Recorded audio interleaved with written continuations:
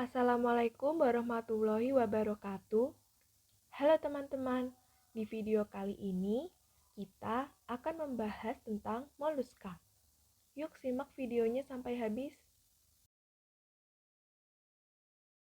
Sebelum masuk ke materi, izinkan kami memperkenalkan diri terlebih dahulu. Kami dari kelompok 3 beranggotakan Agnesia Novalin Intan, Ahmad Fadat Muafi, Aldio Rama, dan Hania Azahra.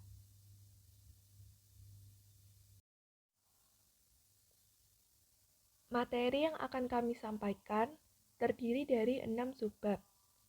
Yang pertama, habitat moluska. Yang kedua, ciri-ciri moluska. Yang ketiga, struktur tubuh moluska. Yang keempat, reproduksi moluska. Yang kelima, klasifikasi moluska. Yang keenam, peranan moluska dalam kehidupan. Nomor 1, habitat. Di mana habitat moluska? Moluska hidup di perairan dangkal seperti laut, air tawar, air penyau, dan ada pula yang hidup di darat. Berikut kami lampirkan gambar moluska yang hidup di air laut, di darat, dan di air tawar. Nomor 2, ciri-ciri. Ciri-ciri moluska antara lain sebagai berikut. 1. Memiliki ukuran dan tubuh yang bervariasi. 2. Memiliki tubuh lunak dan tidak berwas-was. 3. Termasuk ke dalam binatang Triploblastic Coelomata. 4. Moluska memiliki struktur tubuh yang simetris bilateral. 5. Memiliki cincin saraf yang merupakan sistem saraf. 6. Ekskresi organ berupa nefridia. 7. Mempunyai radula atau yang disebut juga lidah bergigi.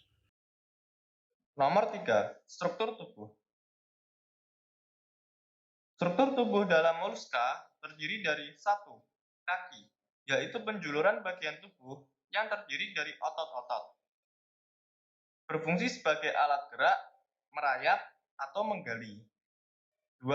Massa visceral, yaitu bagian tubuh yang lunak tempat terdapatnya organ-organ tubuh. Massa yang diselubungi oleh jaringan tebal yang disebut dengan mantel. 3. Mantel, yaitu bagian yang menyelubungi dan melindungi massa visceral. Pada mantel, terdapat rongga cairan yang merupakan tempat cairan hasil ekskresi. Mantel bisa mengekskresikan komponen yang membentuk cangkang. Nomor 4, reproduksi. Moluska bereproduksi secara seksual, pada umumnya gonokoris, namun ada pula yang hermafrodit. Fertilisasi terjadi secara internal di dalam tubuh betina atau eksternal seperti di luar tubuh. Nomor 5, klasifikasi. Moluska dibagi menjadi 5 kelas. Yang pertama, kelas Amphineura yang memiliki ciri-ciri 1. Mempunyai bentuk tubuh bulat telur, pipih, dan simetris bilateral. 2. Mempunyai kaki di bagian perut memanjang. 3. Terdapat ruang mantel dengan permukaan dorsal tertutup cangkang yang terdiri dari 8 lempeng berlapis yang saling tumpang tindih. 4. Permukaan lateral mengandung banyak insang. 5. Hidup di laut dan umumnya melekat di dasar perairan. Contoh dari Amphineura adalah Chiton sp, Cryptochiton sp, Chaetopleura apiculate, dan Lepidopleurus. Kedua, kelas Gastropoda. Gastropoda memiliki ciri-ciri 1. Kelompok hewan lunak yang bergerak menggunakan otot perut. 2. Otot perut bagian depan mengeluarkan lendir untuk mempermudah pergerakannya. 3. Pada kepalanya terdapat sepasang tentakel panjang dan pendek. 4. Pada ujung tentakel panjang terdapat mata yang berfungsi untuk membedakan gelap dan terang. 5. Tentakel pendek berfungsi sebagai alat peraba dan pembau. Contoh dari gastropoda adalah Achatina folica atau bekicot, Vivara savanica atau kereco, Helix pomata atau siput kebun, dan Limnaea atau siput air tawar. Kelas Scapopoda. Scapopoda memiliki ciri-ciri yaitu 1. Hewan yang mempunyai kaki di kepala dan tubuhnya simetri bilateral. 2. Sebagian besar tubuh anggota kelas ini tidak memiliki cangkang, kecuali Naulitus. 3.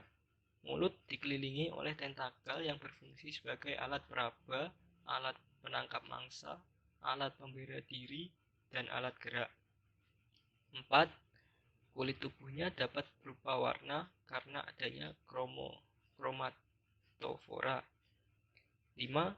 Di tubuhnya terdapat kantong tinta untuk perlindungan diri. Contoh kelas Scapopoda yaitu Dentalium vulgare dan Cadulus mayori. Kelas Cephalopoda. Kelas Cephalopoda memiliki ciri-ciri yaitu 1. Kaki di kepala berupa tentakel untuk menangkap mangsa. 2. Memiliki kantung tinta dan bergerak secara cepat. 3. Peredaran darahnya tertutup. 4.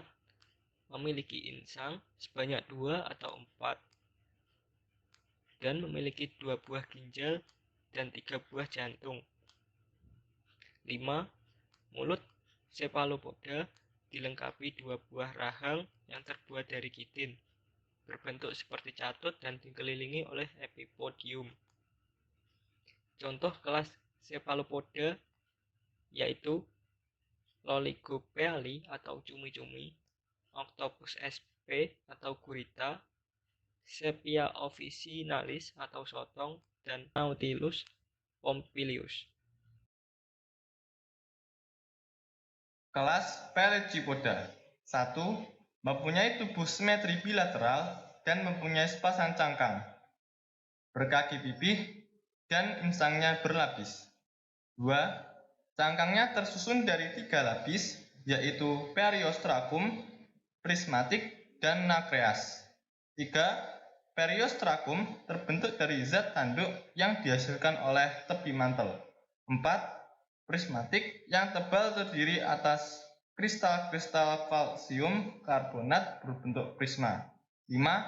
Nacreas terbentuk dari kalsium karbonat dan tampak berkilauan sehingga disebut lapisan mutiara. Contohnya adalah yang pertama ada Anodonta atau yang lebih dikenal dengan kerang air tawar. Kedua, Pinctada mertensi. Ketiga, Pinctada margaritifera. Dan yang terakhir, Pinctada maxima. Nomor 6. Peranan moluska dalam kehidupan. Peranan moluska yang menguntungkan yaitu yang pertama sebagai bahan makanan. Contohnya cumi-cumi, kerang darah, kerang hijau, dan bekicot. Yang kedua sebagai penghasil mutiara. Contohnya Pinctada maxima, Pinctada martensi, dan Pinctada margaritifera. Dan yang ketiga sebagai bahan hiasan dinding. Contohnya cangkang berbagai siput dan kerang. Peran yang merugikan, siput air tawar atau Limnaea merupakan inang, perantaran cacing hati atau Fasciola hepatica, hama tanaman budidaya, contohnya bekicot atau Achatina folica dan keong sawah. Sekian materi tentang moluska yang dapat kami sampaikan. Semoga bermanfaat bagi kalian yang menonton video ini. Kurang lebihnya kami mohon maaf dan terima kasih. Wassalamualaikum warahmatullahi wabarakatuh.